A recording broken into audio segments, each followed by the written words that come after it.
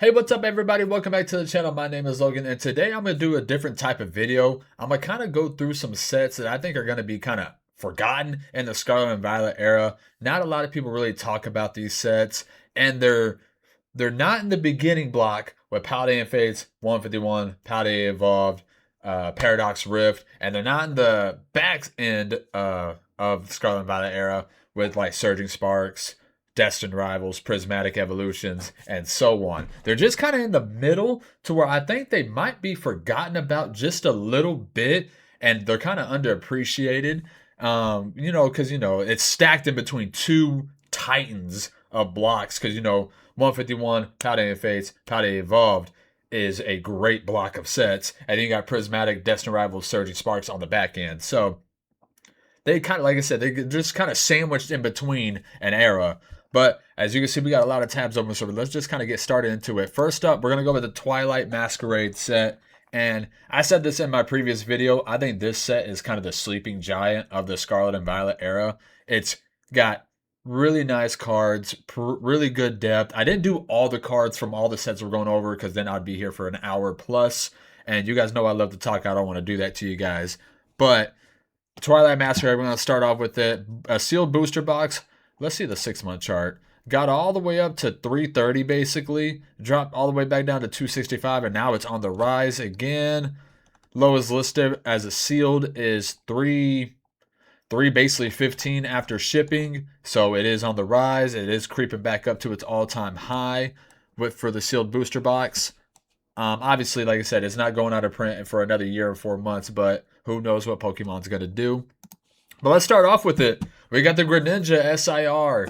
And if people don't know, people kind of got here late. This was the first top chase card in the Scarlet and Violet era. It wasn't the Bubble Mew. It wasn't the Charizard from Paldea and Fates. And it wasn't the Charizard from 151. It was the Greninja. Was the first multi-$100 card. I'm pretty sure it opened up right around 300 $350 right in that era or area.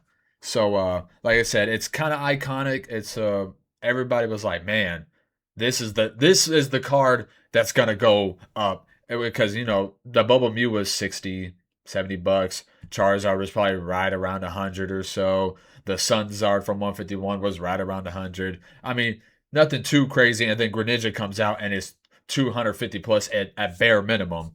So people might remember it as so. And then we got the parent, waifu. A lot of people like this card. This card goes with the Growlithe. As you can see in the camera lens right here, it has the Growlithe and the illustration rare, which you'll be shown later. It matches the card perfectly. People really like this card. It's been over $100 a couple times. It got up to 102, dropped all the way down to like 89.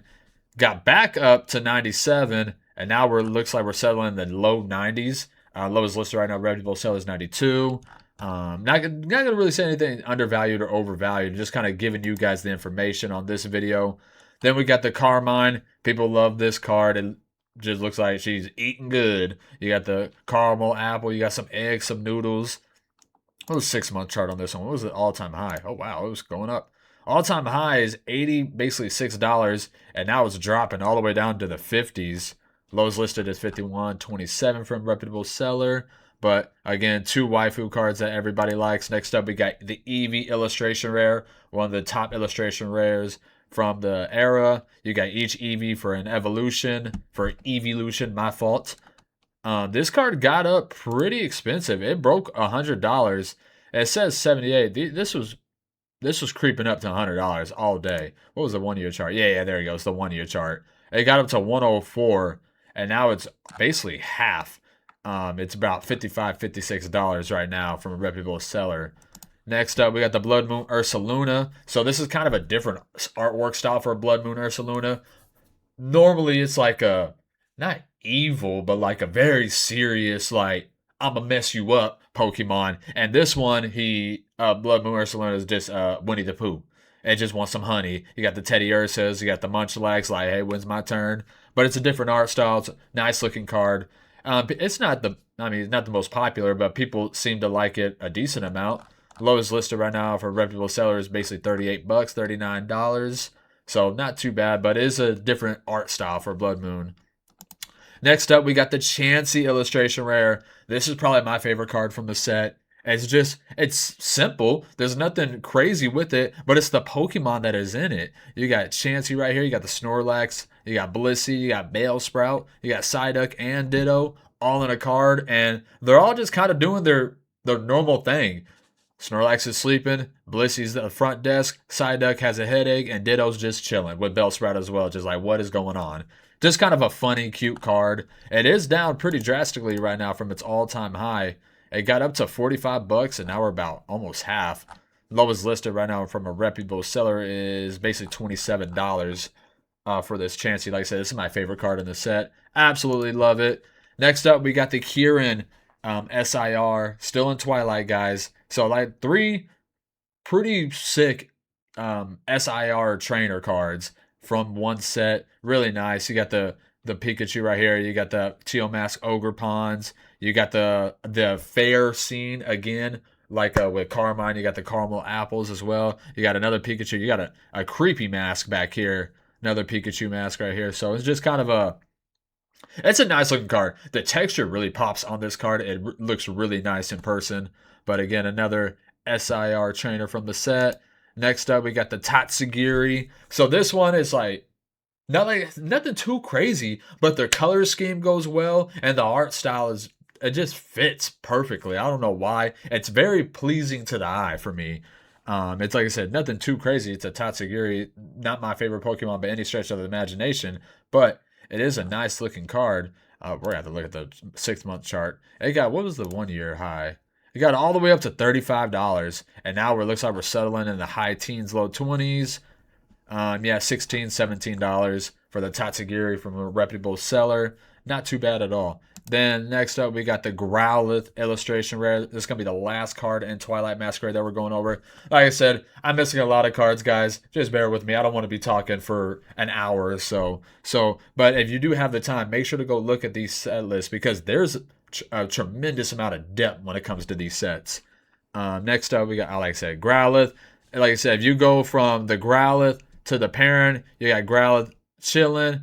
Then you go to the parent. Right here in the lens, it's a Growlithe. So that's why those cards kind of just match up. It's a cute card. People tend to like cards that have a story together. But the all-time high, what was all-time high on this Growlithe? Was 25 bucks, and now it looks like we're in the mid-teens. Lowest listed is 16 bucks for the Growlithe. No, nice looking card. Next up, next set we got is Temporal Forces. So Temporal Forces doesn't have a high ceiling, but it has a high floor. You know what I'm saying? It doesn't, like I said, not low ceiling, high floor, but it's like, it's an okay ceiling. It's not the highest by any stretch of the imagination, but the floor is really high on this set. It's got a lot of depth when it comes to this set. A sealed booster box. It got all the way up. What was a 1-year high? It crept up to basically 282, and now lowest listed is 274, so we're creeping back on its all-time high for Temporal Forces. And like I said, guys, when we get to the cards, you're going to be like, this is all in one set. It's kind of ridiculous to think about it. So we'll start off with the Raging Bolt. This card got all the way up to 100 bucks, I'm pretty sure. Yeah, 106, and now it's drop, all the way down to basically $60 from a reputable seller. It's a really nice card. It's probably my top 3 like favorite variants when it comes to the Pokemon. Obviously there's the Raikou, went to the Raging Bolt, the prehistoric times. But this card looks way better in person. The texture really pops off on the colors on this card. So picture doesn't do it justice at all. Next up, we got the Iron Crown. This used to be the top chase card in this set. It is not anymore. It was about $65 a year ago. Now lowest listed reputable seller is $38. So that's basically cut in half. Usually a good time to buy. Like I said, nothing too crazy, but pretty nice card. Next up, the Iron Leaves as well. I do like, for some reason, I like the Iron Leaves more than the Iron Crown. Sue me. I don't really know why, but I just like this one. The 1-year high got all the way up to basically 40 bucks. And now lowest listed is $21. Not too bad at all for an SIR. Then you got the Walking Wake. This is Suicune, the prehistoric version of him. 1 year high got up to like $67. Now lowest listed reputable sellers 33.44. So not too bad at all. Really like the blue and purple. The blue and purple color schemes, when they go together, it really looks nice. Then you got the gouging fire. Entei is my favorite legendary beast, but he is my least favorite ancient. Gouging fire is my least favorite like ancient prehistoric version of him.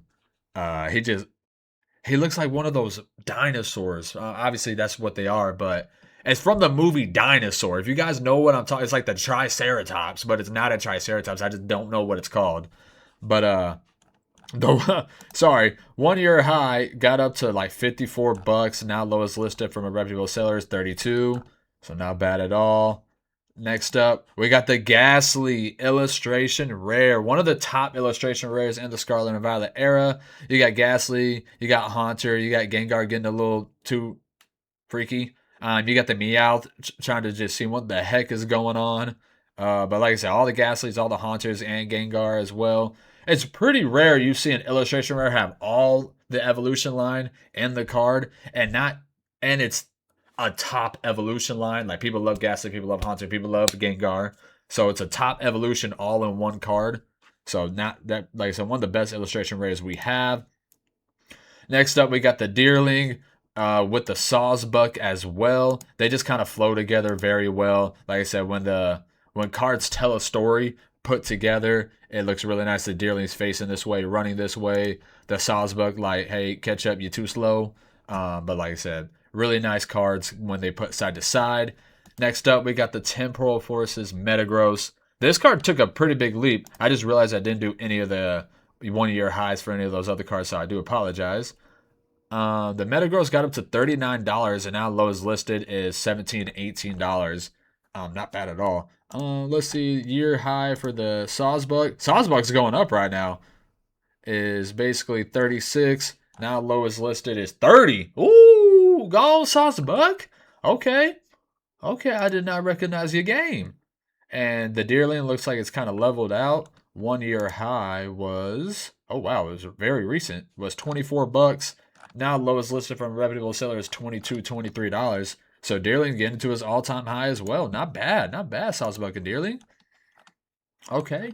I apologize, I didn't recognize the game. Next up, we got the Morty's Conviction. Obviously, nothing too crazy, but the Gengar right here is what makes the card. And then you got some Pidgeys trying to eat some chips or trying to get some of his soup or whatever they got going on. But 1 year high was $62, $63, and now we're about half at 36. So not a bad price range at all. Next up, we got we're still in Temporal Forces, guys. This set is really deep. It's got a lot of great cards, and like I said, I didn't even do all of them. I'm just doing kind of the top chase ones. But the Litten right here, illustration rare. People really like this card, really enjoy it. Just a cute cat, and it's like actually being a cat. Got 1 year high was $21, and now lowest listed from a reputable seller is basically 19, $20, so close to its all-time high for the Litten. Is that the last card? Yes, it is. So that is, how many cards did I do? I see, 1, 2, 3, 4, 5, 6, 7, 8, 9, 10, 11. So 11 cards that I did from one set. And like I said, I didn't even do all of them. I don't even think I did all the top chase cards. I just kind of did some of the more popular cards from that set. But Temporal Forces, like I said, the ceiling really isn't there. I think the highest card was what? The Ghastly or the Raging Bolt at $65 or so. So like I said, the ceiling really isn't that high, but the floor is really high when it comes to Temporal Forces. And not a lot of people realize that. Like I said, I think it could be forgotten. Next up, people might call me crazy. People might call me stupid, but it's Shrouded Fable, guys. So this one could age. This is more of a speculation. It does have very nice cards. If you actually look at the set and appreciate the artwork, it's not bad at all. And like I said, it could be forgotten. There's no booster boxes of this one. It's a specialty set. So we have no booster boxes. The best thing we got are ETBs and these very nice SIR illustration boxes. They got the Greninja and you got the Kingdra. But like I said, other than that, it's an ETB. But just hear me out, guys. Hear me out. The Greninja right here and the Kingdra cards are very nice. These boxes are gonna age very well in the future. But let's start with it. We got the Pheasantipity.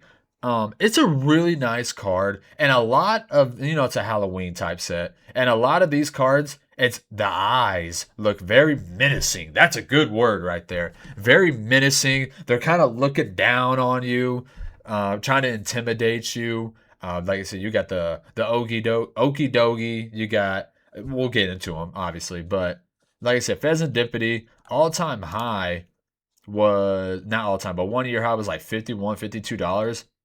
And now lowest listed is 45. So we're not far from its all-time high. It is an SIR, sorry, I didn't mention that. But not a bad card to start off with. Next up, we got the Persian. This card got a lot of love. It's simple, but it is not. I mean, it's the eyes. Look how menacing and evil looking. I mean, it is Team Rocket's Persian, basically. And, he's looking over the city. And then how many cards have Giovanni and Persian in the red hotel room with like that it's like they're petting each other and stuff like that. You got the red carpet and everything, but like I said, very nice card. The Persian got all the way up to $75. It was creeping up on $100 when it hit that illustration rare boom. Now it looks like we're selling it in the 40s. Lowest listed from a reputable seller is 41 for the Persian, so not too bad. Next up, we got the Duskull. So this one is doing very well right now, guys. Look at that. This card is going up in value. What's the 1 year high? It's not at its all-time or 1 year high, but it's going up right now. It's not far off. 1 year high was 50.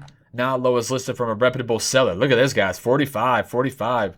And then we'll basically be at $50 and after 6 or 7 sellers go away.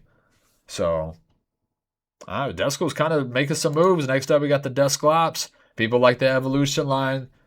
They don't really go together. They don't tell a story together, but the whole evolution line has illustration rares, and people really enjoy that. The 1 year high for Dusclops is now as 25, 28. Lowest listed from reputable sellers, basically $26, $27. So we're at the 1 year high for the Dusclops. And then next up, we got to do the Dusknoir. I like this card. My favorite color is purple. Obviously, a bunch of purple in this card. Nothing too crazy, but I do like this card. 1 year high was $33.45. Now we're in the mid to low 20s. Basically $25 right now for the Dusknoir. So not too bad for the evolution line. Duskull is creeping up. That's kind of crazy, though. All right, next up, the Houndoom. Oh, this is my second favorite card from the set. Absolutely love this card. I love the silhouettes in the background of the Houndoom. Like I said, the eyes. Sorry. The eyes are very menacing, evil looking. I mean, just look at him. He's ready. He about his business on this card right here. He really is. Sorry, guys. Alex has been killing me lately. But so please bear with me when it comes to that. The 1 year high was $51. And now it looks like we're in the low 30s. Yep, $32, $33 for the Houndoom. That's not bad at all. For this card, like I said, it's a really, really nice card. I love the silhouettes. I love how, just menacing. He got that little alien tag on right here. It's just really, really nice. Next up, we got the Cassiopeia. I'm pretty sure I'm saying that wrong, but this used to be the top chase card. You got the little Eevee pouch iPad or whatever is going on right here. Then you got the Sylveon in the background. The 1 year high was basically $50, and this card is on the move slightly right now. It's going up. It's going up a decent amount. Nothing too crazy. Now lowest listed is $33 basically. Like I said, pretty nice card. It used to be the top chase. You got Sylveon and a little Eevee phone thing going on right here. Next up, we got the Horsey. I just mentioned this card in my previous video. I love the blue. The way they fuse the blues together, it looks so nice. It's a very nice card. I think is it as 1 year high? It's creeping up to its 1 year high. Was $25.34, and now low is listed from a reputable seller is $23. So it's creeping up on its 1 year high. It'll probably end up eclipsing that here shortly. And then the last card, this is my favorite card from the set. It's nothing too crazy, but the the HD in this card is crazy. And literally, if you guys have seen the anime Demon Slayer, you know how crazy those graphics are. That's what this card reminds me of right here. The just like the HD, it's like 4 or 5K, I swear. But it's such a nice looking card. It's just I like I said, it looks like it's so in focused. I can't believe it's like a card, you know what I'm saying? It almost looks real. But the 1 year high was basically $20, and now lowest listed from reputable seller is $14. So it's not far from its 1 year high. Like I said, it's not a crazy card, not a crazy fan favorite Pokemon, but I just really enjoy this card right here. It's my favorite card from the set, followed by the Houndoom. But that's kind of my opinion on these three sets. Are they the best sets from the Scarlet and Violet era? No, they're not. So I'm not saying that. There's much better sets. You got, like I said, you got 151 Paldea Fates. You got Destiny Rivals, Prismatic, Paldea Evolved. Surging Sparks is probably in there. Twilight Masquerade could have a fight with Surging Sparks. But they're just sandwiched in between two monster blocks when it comes to the Scarlet and Violet era. They have to push out 151 Paldea Fates, the first block, for the next 3 or 4 months as much as they can. Then they got to print Destiny Rivals. They got to print Surging Sparks. They got to print Prismatic into the ground. They got to print all this stuff. Then you got the Mega Era. And then you got to, you got Mega Evolutions. You got Phantasmal Flames. You got Ascended Heroes. You got the Rayquaza set. You got the 30th year anniversary. And by that time, these sets will almost be out of rotation. Like I said, these sets only got 1 year and 4 months left. And by the time we get to that 30th year anniversary, they'll probably have 5 months left in rotation. So they have so much bigger things to print that these can be forgotten about. And especially, like I said, Shroud of Fable and Temporal Forces really aren't fan favorite sets. So Pokemon might not put them as a priority. So if they're not going to reprint them, or major, like they could do minor restarts, but major reprints, then what's going to happen when all that sealed supply dries up?